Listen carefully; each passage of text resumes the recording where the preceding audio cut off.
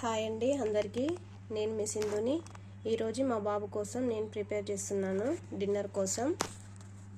1/2 cup rice, చిన్న ఆలు ముక్క, చిన్న టమాటో, పాలకూర నీట్గా కడుక్కొని కట్ చేసుకొని పెట్టుకున్నాను. ఇందులోని 1 స్పూన్ కందిపప్పు,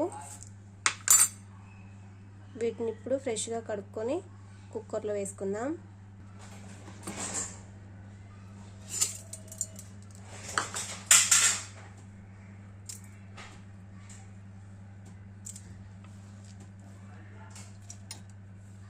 ఇందులోనే కొంచెం జీలకర్ర వేస్తే పిల్లలకి డైజెషన్ మంచిగా అవుతుంది.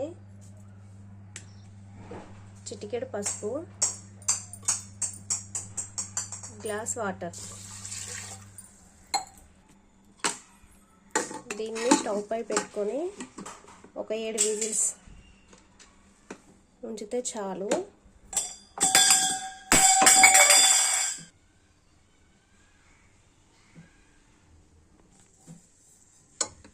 మెత్తగా స్మాష్ చేసుకోవాలి.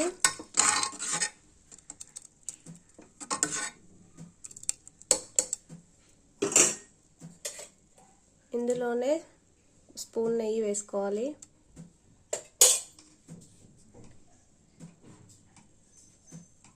వన్ ఇయర్ ఎబో పిల్లలకి సాల్ట్ వేయొచ్చు.